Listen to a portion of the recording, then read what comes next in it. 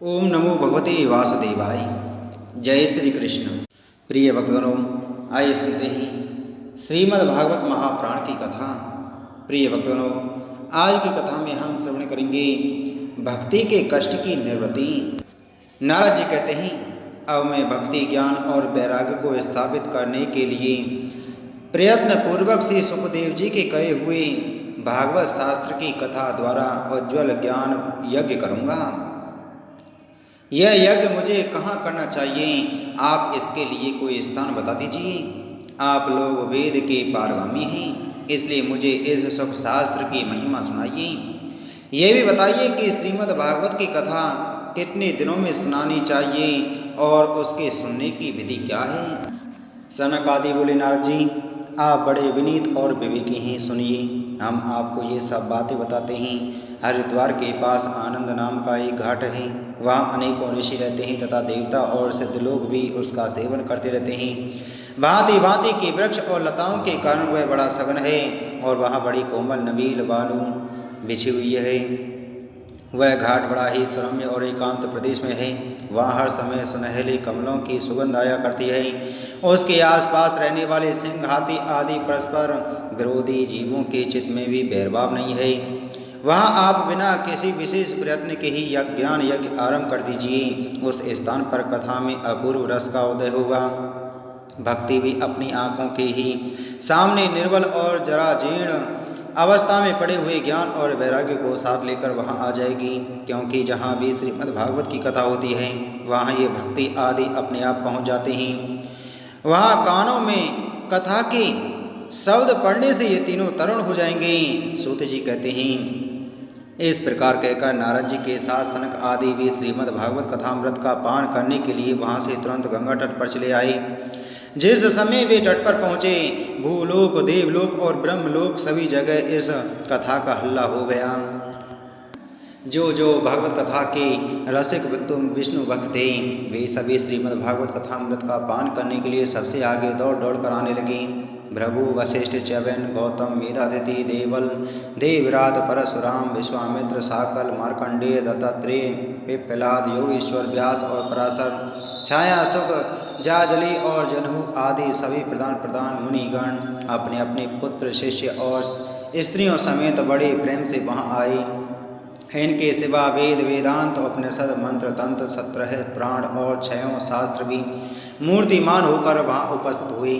गंगा आदि नदियाँ, पुष्कर आदि सरोवर, कुरुक्षेत्र आदि समस्त क्षेत्र, सारी दिशाएं, दंडक आदि वन, हिमालय आदि पर्वत तथा देव, गंधर्व और दानव आदि सभी कथा सुनने के लिए चले आए। जो लोग अपने गौरव के कारण नहीं आए, महर्षि भृगु उन्हें समझा बुझा कर ले आए। तब कथा सुनने के लिए दीक्षित होकर श्री कृष्ण परायण सनक आदि नारद जी के दिए हुए श्रेष्ठ आसन पर विराजमान हुए। उस समय सभी श्रोताओं ने उनकी वंदना की। श्रोताओं में वैष्णव, भक्त, सन्यासी और ब्रह्मचारी लोग आगे बैठे और उन सबके आगे नारद जी विराजमान हुए। एक और ऋषिगण, एक और देवता, एक और वेद और उपनिषद आदि तथा एक और तीर्थ बैठे और दूसरी ओर स्त्रियां बैठी। उस समय सब और जय जयकार, नमस्कार और शंखों का शब्द होने लगा और अबीर, गुलाल, खीर एवं फूलों की खूब वर्षा होने लगी। कोई कोई देव श्रेष्ठ तो विमानों पर चढ़कर वहाँ बैठे हुए सब लोगों पर कल्प वृक्ष के फूल पुष्पों की वर्षा करने लगे। सूत जी कहते हैं, इस प्रकार पूजा समाप्त होने पर जब सब लोग एकाग्रचित हो गए, तब सनक आदि ऋषि महात्मा नारद को श्रीमद् भागवत का महात्म्य स्पष्ट करके सुनाने लगे। सनक आदि ने कहा, अब हम आपको इस भागवत शास्त्र की महिमा सुनाते हैं। इसके श्रवण मात्र से मुक्ति हाथ लग जाती है। श्रीमद् भागवत की कथा का सदा सर्वदा सेवन आस्वादन करना चाहिए। इसके श्रवण मात्र से श्रीहरि हृदय में आप विराजते हैं। इस ग्रंथ में 18,000 श्लोक और 12 स्कंद हैं तथा श्री सुखदेव और राजा परीक्षित का संवाद है। आप यह भागवत शास्त्र ध्यान देकर सुनिए। यह जीव तभी तक अज्ञानवश इस संसार चक्र में भटकता है, तब तक क्षण भर के लिए भी कानों में इस सुख शास्त्र की कथा नहीं पड़ती। बहुत से शास्त्र और प्राण सुनने से क्या लाभ है? इससे तो व्यर्थ का भ्रम बढ़ता है। मुक्ति देने के लिए तो एकमात्र भागवत शास्त्र ही गरज रहा है। जिस घर में नित्य प्रति श्रीमद् भागवत की कथा होती है वह तीर्थ रूप हो जाता है और जो लोग उसमें रहते हैं उनके सारे पाप नष्ट हो जाते हैं। हजारों अश्वमेध और सैकड़ों वाजपेयी यज्ञ इस सुख शास्त्र की कथा का 16वां अंश भी नहीं हो सकते। तपोधनवों, जब तक लोग अच्छी तरह श्रीमद् भागवत कथा का श्रवण नहीं करते तभी तक उनके शरीर में पाप निवास करते हैं। फल की दृष्टि से इस सुख शास्त्र कथा की समता गंगा, गया, काशी, पुष्कर या प्रयाग कोई तीर्थ भी नहीं कर सकता। यदि आपको परम गति की इच्छा है तो अपने मुख से ही श्रीमद् भागवत के आदि अथवा चौथाई श्लोक का भी नित्य नियम पूर्वक पाठ कीजिए। ओमकार, गायत्री, पुरुष सूक्त, तीनों वेद, श्रीमद् भागवत, ओम नमो भगवते वासुदेवाय, यह द्वादशाक्षर मंत्र 12 मूर्तियों वाले सूर्य भगवान, प्रयाग, संवत्सर, रूप, काल, ब्राह्मण, अग्निहोत्र, गौ, द्वादशी तिथि, तुलसी, वसंत ऋतु और भगवान पुरुषोत्तम, इन सब में बुद्धिमान लोग वस्तुतः कोई अंतर नहीं मानते। जो पुरुष अहर्निश अर्थ सहित श्रीमद् भागवत शास्त्र का पाठ करता है उसके करोड़ों जन्मों का पाप नष्ट हो जाता है, इसमें तनिक भी संदेह नहीं है। जो पुरुष नित्य प्रति भागवत का आधा या चौथाई श्लोक भी पढ़ता है उसे राजसूय और अश्वमेध यज्ञों का फल मिलता है। नित्य भागवत का पाठ करना, भगवान का चिंतन करना, तुलसी को सींचना और गौ की सेवा करना, ये चारों समान हैं। जो पुरुष अंत समय में श्रीमद् भागवत का वाक्य सुन लेता है उस पर प्रसन्न होकर भगवान उसे वैकुंठ धाम देते हैं। जो पुरुष इसे सोने के सिंहासन पर रखकर विष्णु भक्त को दान करता है वह अवश्य ही भगवान का सायुज्य प्राप्त करता है। जिस दुष्ट ने अपनी सारी आयु में चित्त को एकाग्र करके श्रीमद् भागवत कथामृत का थोड़ा सा भी रसास्वादन नहीं किया उसने तो अपना सारा जन्म चांडाल और गधे के समान व्यर्थ ही गंवा दिया। वह तो अपनी माता को प्रसव पीड़ा पहुंचाने के लिए ही उत्पन्न हुआ। जिसने इस सुख शास्त्र के थोड़े से भी वचन नहीं सुने वह पापात्मा तो जीता हुआ ही मुर्दे के समान है। पृथ्वी के भार स्वरूप उस पशु तुल्य मनुष्य को धिक्कार है। यूँ स्वर्गलोक में देवताओं में प्रधान इंद्र आदि कहा करते हैं।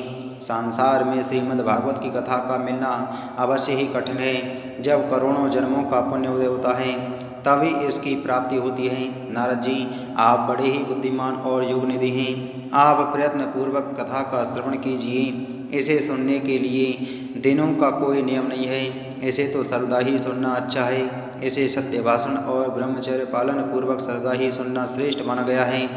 किंतु कलयुग में ऐसा होना कठिन है, इसलिए इसकी सुखदेव जी ने जो विशेष विधि बताई है वह जान लेनी चाहिए। कलयुग में बहुत दिनों तक चित्त की वृत्तियों को वश में रखना, नियमों में बंधे रहना और किसी पुण्य कार्य के लिए दीक्षित रहना कठिन है। इसलिए सप्ताह श्रवण की विधि है। श्रद्धा पूर्वक कभी भी श्रवण करने से अथवा माघ मास में श्रवण करने से जो फल होता है वही फल श्री सुखदेव जी ने सप्ताह श्रवण में निर्धारित किया है। मन के अशमय, रोगों की बहुलता और आयु की अल्पता के कारण तथा कलयुग में अनेकों दोषों की संभावना से ही सप्ताह श्रवण का विधान किया गया है। जो फल तप, योग और समाधि से भी प्राप्त नहीं हो सकता वह सर्वांग रूप में सप्ताह श्रवण से सहज ही में मिल जाता है। सप्ताह श्रवण यज्ञ से बढ़कर है, व्रत से बढ़कर है, तप से कहीं बढ़कर है, तीर्थ सेवन से तो सदा ही बड़ा है, योग से बढ़कर है, यहाँ तक कि ध्यान और ज्ञान से भी बढ़कर है।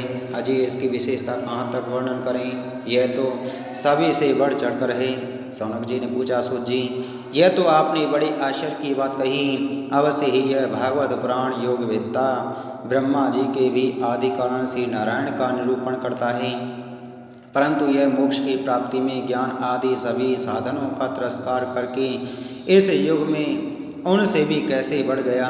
सूत जी ने कहा, सौनक जी, जब भगवान श्री कृष्ण इस परम धाम को, धराधाम को छोड़कर अपने नित्य धाम को जाने लगे तब उनके मुखारविंद से एकादश स्कंद का ज्ञानोपदेश सुनकर भी उद्धव जी ने पूछा। उद्धव जी बोले, गोविंद, अब आप तो अपने भक्तों का कार्य करके परम धाम को बताना चाहते हैं, किंतु मेरे मन में एक बड़ी चिंता है, उसे सुनकर आप मुझे शांत कीजिए। अब घोर कलिकाल आया ही समझिए, इसलिए संसार में फिर अनेकों दुष्ट प्रकट हो जाएंगे।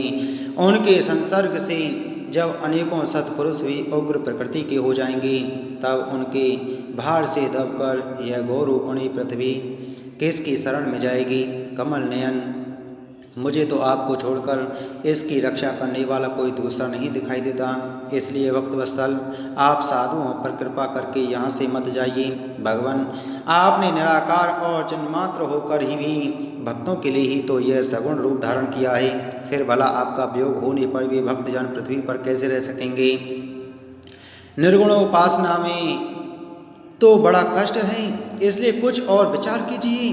प्रवास क्षेत्र में उद्धव जी के ये वचन सुनकर भगवान सोचने लगे कि भक्तों के अवलंब के लिए मुझे क्या व्यवस्था करनी चाहिए। शौनक जी, तब भगवान ने अपनी सारी शक्ति भागवत में रख दी। वे अंतर्ध्यान होकर इस भागवत समुद्र में प्रवेश कर गए, इसलिए यह भगवान की साक्षात शब्दमयी मूर्ति है। इसके सेवन, श्रवण, पाठ अथवा दर्शन से ही मनुष्य के सारे पाप नष्ट हो जाते हैं। इसी से इसका सप्ताह श्रवण सबसे बढ़कर माना गया है और कलयुग में तो अन्य सब साधनों को छोड़कर यही प्रधान धर्म बताया गया है। कलिकाल में यही ऐसा धर्म है जो दुख, दरिद्रता, दुर्भाग्य और पापों की सफाई कर देता है तथा काम, क्रोध आदि शत्रुओं पर विजय दिलाता है। अन्यथा भगवान की इस माया से पीछा छुड़ाना देवताओं के लिए भी कठिन है। मनुष्य तो इसे छोड़ ही कैसे सकते हैं, अतः इससे छूटने के लिए भी सप्ताह श्रवण का विधान किया गया है। सूत जी कहते हैं, शौनक जी, जिस समय सनक आदि मुनीश्वर इस प्रकार सप्ताह श्रवण की महिमा का बखान कर रहे थे, उस सभा में एक बड़ा आश्चर्य हुआ। उसे मैं तुम्हें बतलाता हूँ, सुनो। वहाँ तरुणावस्था को प्राप्त हुए अपने दोनों पुत्रों को साथ लिए विशुद्ध प्रेम रूपा भक्ति बार बार श्री कृष्ण गोविंद हरि मुरारी, हे नाथ नारायण वासुदेवा आदि भगवान नामों का उच्चारण करते हुए अकस्मात प्रकट हो गई। सभी सदस्यों ने देखा कि परम सुंदरी भक्ति रानी भागवत के अर्थों का आभूषण पहने वहाँ पधारी। मुनियों की उस सभा में सभी यह तर्क वितर्क करने लगे कि ये यहाँ कैसे आई, कैसे प्रविष्ट हुई। तब सनक आदि ने कहा, ये भक्ति देवी अभी अभी कथा के अर्थ से निकली है। उनके ये वचन सुनकर भक्ति ने अपने पुत्रों समेत अत्यंत विनम्र होकर सनत कुमार जी से कहा। भक्ति बोली, मैं कलयुग में नष्ट प्राय हो गई थी। आपने कथा अमृत से सींचकर मुझे फिर पुष्ट कर दिया। अब आप ये बताइए कि मैं कहाँ रहूँ। यह सुनकर सनक आदि ने उससे कहा, तुम भक्तों को भगवान का स्वरूप प्रदान करने वाली, अनन्य प्रेम का संपादन करने वाली और संसार रोग को निर्मूल करने वाली हो, अतः तुम धैर्य धारण करके नित्य निरंतर विष्णु भक्तों के हृदय में ही निवास करो। ये कलयुग के दोष भले ही सारे संसार पर अपना प्रभाव डालें, किंतु वहाँ तुम पर इनकी दृष्टि भी नहीं पड़ सकेगी। इस प्रकार उनकी आज्ञा पाते ही भक्ति तुरंत भगवत भक्तों के हृदय में जा विराजी। जिनके हृदय में एकमात्र श्री हरि की भक्ति निवास करती है, वे त्रिलोकी में अत्यंत निर्धन होने पर भी परम धन्य ही, क्योंकि इस भक्ति की डोरी से बंधकर तो साक्षात भगवान भी अपना परम धाम छोड़कर उनके हृदय में आकर बस जाते हैं। भूलोक में यह भागवत साक्षात परब्रह्म का विग्रह है। हम इसकी महिमा कहाँ तक वर्णन करें। इसका आश्रय लेकर इसे सुनाने से भी तो सुनने और सुनाने वाले दोनों को ही भगवान श्री कृष्ण की समता प्राप्त हो जाती है। अतः इसे छोड़कर अन्य धर्मों से क्या प्रयोजन है। इति श्री पद्म पुराणे उत्तरखंडे श्रीमद्भागवत महात्म्ये भक्ति कष्ट निवर्तनम नाम तृतीय अध्याय संपूर्णम। बोलो श्रीमद्भागवत महापुराण की जय। बोलो श्री कृष्णचंद्र भगवान की जय।